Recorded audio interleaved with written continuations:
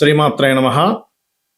మనం ఈరోజు ప్రతి ఒక్కరు అడుగుతుంటారు ఏంటంటే, నాకు లక్కీ కలర్ ఏమిటండి, లక్కీ కలర్ ఏమిటి అంటే, అది మీ పర్సనల్ చార్ట్ బట్టి ఉంటుంది యాక్చువల్గా. కాకపోతే జనరల్గా ఉంటుంది కదా అని అడుగుతుంటారు. ఆ విషయం నేను మీకు చెప్తున్నాను ఈరోజు.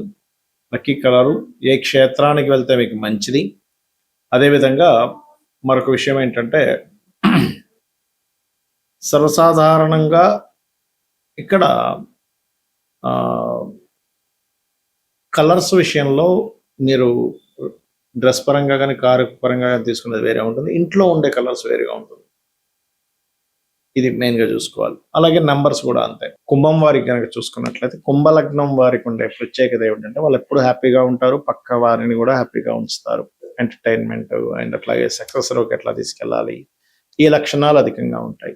అయితే మీకు లక్కీ నెంబర్స్, లక్కీ కలర్స్, ఏ క్షేత్రానికి వెళ్ళాలి, ఇంట్లో ఏ రంగులు వేసుకోవాలనేటువంటి అంశాలు చెప్తుంది నేనైనప్పటికీ, చెప్పిస్తుంది సాక్షాత్ లలిత అమ్మవారిగా భావిస్తూ, ఆ లలితాంబిక అమ్మవారి యొక్క అనుగ్రహం మీకు పరిపూర్ణంగా కలగాలని మనస్ఫూర్తిగా కోరుకుంటూ, ఇక్కడ ఈ కుంభం వారికి గమనించుకున్నట్లయితే లగ్నాధిపతి శని అవుతాడు, పంచమాధిపతి బుధుడు, భాగ్యాధిపతి శుక్రుడు. కాబట్టి నెంబర్స్ విషయం తీసుకుంటే 4, 8, 5, 6. దీంతో పాటు బర్త్ అండ్ డెస్టినీ నెంబర్స్ కూడా ఏమయ్యాయి, మీరు ఏ డేట్లో పుట్టారు, ఏ ఇయర్లో పుట్టారు, ఏ మంత్లో పుట్టారు అని కూడుకొని డెస్టినీ నెంబర్ని బట్టి ఫిల్టర్ చేసి ఏది బాగుంటే అది వాడడం ఇంకా మంచిది. ఇక కలర్స్ విషయం కనుక చూసుకున్నట్లయితే, మీరు ఇక్కడ blue, hash colours, white, pink and white colours, green colours చాలా మంచిది మీకు. అదేవిధంగా మీరు ఏదైనా క్షేత్రానికి వెళ్ళాలనుకుంటున్నారు, అసలు ఏ క్షేత్రానికి వెళ్తే మంచిది కుంభలగ్నం వారికి అంటే, అమ్మవారి క్షేత్రాలు ఈజ్ అంటే ఎప్పుడు కూడా మీకు మంచి ఫలితాలు ఇస్తాయి అమ్మవారి క్షేత్రాలు వెళ్ళడం. రెగ్యులర్గా ఏదైనా స్తోత్రం అంటే విష్ణు సహస్రనామాలు కానీ, లలిత సహస్రనామాలు కానీ, ఇప్పుడు పర్టికులర్గా మీకు ఇప్పుడు పంచమంలో కుజుడు కూడా ఉన్నాడు కాబట్టి లక్ష్మీ నరసింహస్వామి యొక్క స్తోత్ర పఠనం చేయడం కూడా మంచిది చెప్పాలంటే. ఇవి ప్రధానంగా పాటించాలి, గుర్తుపెట్టుకోండి. అలాగే ఇక్కడ ఏంటంటే కలర్స్ అనేటువంటివి బర్త్ అండ్ అంటే మీరు పుట్టిన డేట్ను బట్టి అండ్ మీ లగ్నాన్ని బట్టి, గ్రహాల బలాబలాన్ని బట్టి తెలుసుకుంటాం. కానీ ఇంటి కలర్కి వచ్చేసరికి అలా ఉండదు. ఇంట్లో ఉండేటువంటి దేవతా స్వరూపాలు కొంచెం మారుతాయి అక్కడ. కాబట్టి ఇంట్లో మీకు మంచి అవకాశాలు రావాలి, ఫైనాన్షియల్గా బాగా గ్రోత్ ఉండాలి అంటే ఉత్తరంలో వైట్ కలర్ వేయండి. ఎంటర్టైన్మెంట్ అంటే ఎంజాయ్ చేయాలి లైఫ్ని, సోషల్గా బాగుండాలి, ఫైనాన్షియల్గా మళ్ళీ గ్రోత్ ఇంకా బాగుండాలి, కెరీర్ పరంగా బాగుండాలంటే ఈశాన్యం అంటే తూర్పు ఈశాన్యం నుంచి తూర్పాగ్నేయము, ఆగ్నేయం అంటే సౌత్ ఈస్ట్, సౌత్ వెస్ట్ వరకు గ్రీన్ ఈజ్ బెస్ట్ కలర్ మీకు. అది మంచి గ్రోత్ని ఇస్తుంది. అయితే ఆ ఇంట్లో ఉండే ఎనర్జీస్ బేస్ చేసుకొని కూడా ఎంతవరకు వేయాలనేది ఉంటుంది. అది సపరేట్ కాన్సెప్ట్ పూర్తిగా. నైరుతి బెడ్రూమ్లో ఎప్పుడు కూడా క్రీమ్ ఉండాలి. ఆ రూమ్ ఎప్పుడు కూడా కొంచెం చీకటిగా ఉండాలి, ఎందుకంటే పితృదేవతా స్థానం కాబట్టి. వెస్ట్లో వైట్ ఉండొచ్చు, వెస్ట్లో వైట్ ఉండొచ్చు, ఉత్తరంలో వైట్తో పాటు లైట్ బ్లూ కూడా ఉండొచ్చు, నో ప్రాబ్లం. సో ఇవి మెయింటైన్ చేయండి, ఖచ్చితంగా మీకు బాగుంటుంది. ఈ కలర్స్ విషయంలో కానివ్వండి, ఈ యొక్క నెంబర్స్ విషయంలో కానివ్వండి, ముందు మనం నెంబర్స్ విషయం చూసుకుంటే ఒక క్లారిటీ ఏంటంటే, ఒక్కొక్కసారి ప్రతి జాతకంలోని కూడా మనం లగ్న పంచమ భాగ్యాధిపతులు శుభంగా ఉండాలని రూల్ లేదు. ప్రతిసారి అంటే అందరి జాతకాల్లో బాగుండాలని రూల్ లేదు. లగ్న పంచమ భాగ్యాధిపతులు కూడా పాడవుతుంటారు. అప్పుడు మనం ఏం చేయాలంటే డేట్ ఆఫ్ బర్త్ తీసుకొని దాన్ని 2గా విభజించాలంటే బర్త్ నెంబర్, డెస్టినీ నెంబర్. మీరు ఉదాహరణకి 1లో పుట్టారు, 30 ఇయర్స్ లోపలైతే 1కు ఉన్నటువంటి నెంబర్ ఏదైతే ఉందో దానికి ఇచ్చే ఫ్రెండ్లీ నెంబర్స్ లక్కీ నెంబర్స్గా తీసుకోవచ్చు. 30 ఇయర్స్ దాటింది, డెస్టినీ నెంబర్ అంటే డేట్ని, మంత్ని, ఇయర్ని కూడితే వచ్చినటువంటి దాన్ని డెస్టినీ నెంబర్ అంటారు. దాన్ని తీసుకోవచ్చు, ఆ రకంగా చేసుకోవచ్చు. అయితే ఇక్కడ పర్టికులర్గా ఏంటంటే ఈ రెండింటినీ కలిపి ఫిల్టర్ చేసుకోవాలి.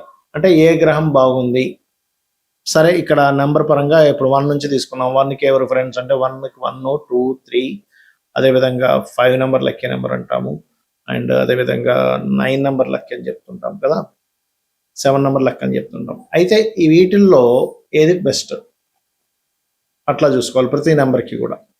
అంటే ఏ గ్రహం బాగుంది ఆస్ట్రోన్యూమరాలజికల్ పరంగా, ఈ 1 నెంబర్లో పుడితే ఏ నెంబర్ బాగుంది, 2 నెంబర్ పుడితే ఏది బాగుంది, అందులో ఆ గ్రహం ఏది బాగుందో ఫిల్టర్ చేసుకోవాలి.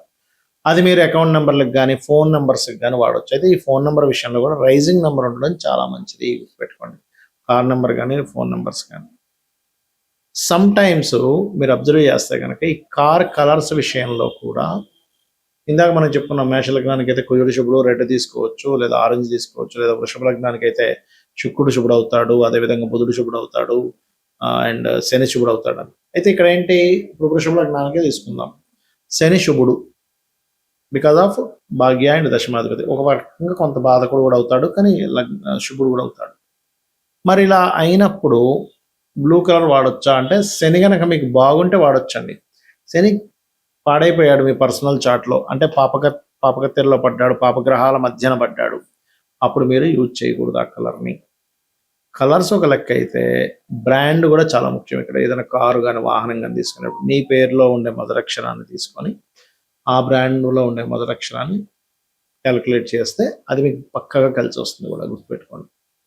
ఇక ఈ క్షేత్ర సంబంధించినటువంటి విషయాల్లో కూడా అసలు క్షేత్రానికి వెళ్ళొచ్చు అని చెప్తున్నారు. అసలు క్షేత్రానికి వెళ్ళి ఏం చేయాలి అక్కడ అనే విషయం కనుక చూసుకున్నట్లయితే, ఇక్కడ మీకు ఏ క్షేత్రం వచ్చిన, ఉదాహరణకి నరసింహస్వామి క్షేత్రం వచ్చింది, లేదా సుబ్రహ్మణ్య స్వామి క్షేత్రం వచ్చింది, లేదా సూర్య ఆలయం వచ్చింది, లేదా వెంకటేశ్వర స్వామి ఆలయానికి క్షేత్రానికి వెళ్ళాలని వచ్చింది. మీరు అక్కడికి వెళ్ళి మీ యొక్క కర్మ తగ్గడానికి 3 రాత్రులు నిద్ర చేయండి. అక్కడ 3 రాత్రులు. కాశీలాంటి క్షేత్రానికి వెళ్తే 7 రాత్రులు చేయాలి, 9 రాత్రులు చేయాలని చెప్తూ ఉంటారు, ఇంకా మంచిదన్నమాట.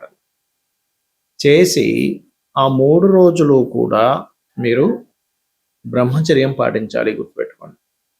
ఆ 3 రోజులు కూడా అనుక్షణం ఇంకా మీకు ఇంకా వేరే పని పెట్టుకోకూడదు. అక్కడికి వెళ్ళి మళ్ళీ మనం లౌకిక సంబంధించినటువంటి ఇక్కడ బిజినెస్లు ఏంటి, ఇక్కడ పరిస్థితి ఏమిటి, ఇక్కడ ఎవరు ఏం చేస్తున్నారని అక్కడ నుంచి మళ్ళీ ఇక్కడ సంబంధించిన లౌకిక సంబంధించిన విషయాలు మాట్లాడుకుంటూ ఉంటే మీరు క్షేత్రానికి వెళ్ళి వేస్ట్. అక్కడికి వెళ్ళామా ఇంకా మొత్తం అన్ని క్లోజ్ చేసి పడేసి ఆ దేవత సంబంధించిన దాంట్లోనే ఉండాలి. ఎందుకు అంటే మీ యొక్క కర్మని తగ్గించేటువంటి ఎనర్జీస్ క్షేత్రాలకు ఉంటాయి కాబట్టి అక్కడికి వెళ్ళొచ్చేయండి. వచ్చిన తర్వాత కావాలంటే మీ లౌకిక సంబంధించిన దాంట్లో లేదు, అర్జెన్సీ ఉంది, దట్ ఈస్ డిఫరెంట్ కేస్. అదేవిధంగా ఏ క్షేత్రానికి అయితే వెళ్తారో అక్కడ ఎన్ని టెంపుల్స్ అయితే ఉన్నాయో అన్ని కవర్ చేసుకోండి. ఎట్టి పరిస్థితుల్లో క్షేత్రానికి వెళ్ళినప్పుడు అక్కడ ఉండేటువంటి సదుపాయాల గురించి పక్క వాళ్ళతో డిస్కస్ చేయడం, ఇక్కడ ప్రసాదం అంత బాగాలేదండి, అక్కడైతే భలే ఉంటుందని అనుకోవడం, లేకపోతే ఇక్కడ నీట్నెస్ లేదు, అక్కడైతే చాలా బాగుంటుంది అనుకోవడం. జడ్జిమెంట్లు చేయకండి దయచేసి. క్షేత్రానికి వెళ్ళి మీరు జడ్జ్ చేస్తూ కూర్చుంటే మీకు భక్తి అనేటువంటిది కనెక్ట్ అవ్వదు, భగవంతుడితో మీరు కనెక్ట్ అవ్వలేరు ఎట్టి పరిస్థితుల్లో. కాబట్టి ఇలాంటి మిస్టేక్స్ అస్సలు చేయకండి. ఎందుకంటే చాలా మంది అంటుంటారు, ఏమంటే మేము కాశీకి వెళ్ళాము, కంచికామాక్షి వెళ్ళాము, తిరుపతికి వెళ్ళాము, ఏంటో మాకు పనులు అవ్వట్లేదు.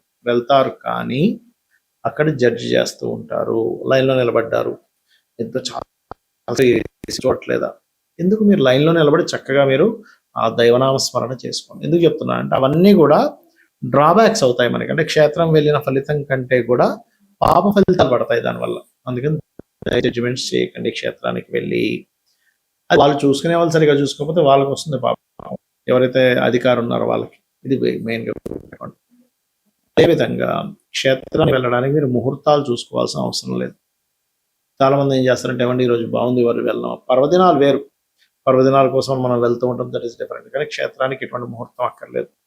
కొన్ని క్షేత్రాల్లో అయితే అక్కడ ఎటువంటి నియమ నిబంధనలు కొన్ని, అంటే ఇప్పుడు అక్కడికి వెళ్ళి ఏదో అభిషేకం చేస్తున్నాం, అయ్యో నేను సరిగ్గా మంత్రం చదవలేకపోయాను, అయ్యి ఇక్కడ సరిగ్గా ఈ పూజ సరిగ్గా చేయించలేదు, ఈ హోమం అక్కర్లేదు.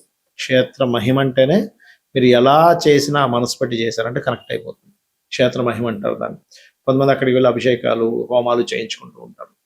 అక్కడికి వెళ్ళినప్పుడు ఏమవుతుందంటే అక్కడ చేసేటువంటి విధానం ఎలాగైనా కానీ, మనం కొన్నిసార్లు నార్త్ సైడ్ ఉండే టెంపుల్స్కి వెళ్తుంటాం, కామాఖ్య కానీ కొన్ని ఉన్నాయి, తారాపీఠ్ ఇట్లాంటివి. వెళ్ళినప్పుడు అక్కడ ఏంటంటే వాళ్ళు ఏదో మంగళం మంగళం మంగళం ఏదో చేస్తారు. ఏమిట్రా ఏంటి అసలు సరిగ్గా, అసలు మనం మొత్తం కాన్సెప్ట్ స్టార్ట్ చేయడమే అరగంట సేపు ఉంటుంది దాని ప్రాసెస్. దాని తర్వాత అసలు పూజ ఒక 2-3 గంటలు ఉంటుంది, మంత్రం అంతా కూడా. ఇక్కడ ఏంటి 10 నిమిషాల్లో అయిపోయింది ఏంటి అనిపిస్తూ ఉంటుంది. అసలు వీళ్ళు చేశారో లేదో సరిగ్గా, మనకి ఫలితం వస్తుందో లేదో అని భయపడుతూ ఉంటాయి. ఏమీ భయపడకండి. క్షేత్రము, స్వయంభూ క్షేత్రాలు, ఆ ఫలితాలు అద్భుతంగా ఉంటాయి, టెన్షన్ పడకండి. ఎందుకంటే ఇంత క్లారిటీ ఎందుకు చెప్తున్నానంటే, కర్మని పూర్తిగా తగ్గించేటువంటి యోగం క్షేత్రానికి ఉంటుంది, పూర్వజన్మ కర్మని. అక్కడికి సిద్ధులు, దేవతలు, దివ్యం మనుష్యులు వీళ్ళందరూ వస్తూ ఉంటారు క్షేత్రాల దగ్గరికి, వాళ్ళు జపాలు చేసుకోవడానికి, తపస్సులు చేసుకోవడానికి. మనం ఏదైతే తపన పడుతూ అక్కడికి వెళ్ళామో, అయ్యో నాకు ఫలానా సంతానం లేదనో, లేకపోతే వివాహం అవ్వట్లేదనో, సెటిల్ అవ్వలేదనో, ఇదంతా తపన పడుతూ వెళ్తే అక్కడ ఎంత నమ్మకంగా ఉంటే, అయ్యో స్వామివారు నమ్ముకున్నాడు కదా భక్తుల నుంచి వాళ్ళు కూడా అనుగ్రహిస్తారన్న. కాబట్టి ఇవి చేయండి, అన్ని విధాలా మీకు బాగుంటుంది. శ్రీమాత్రే నమః.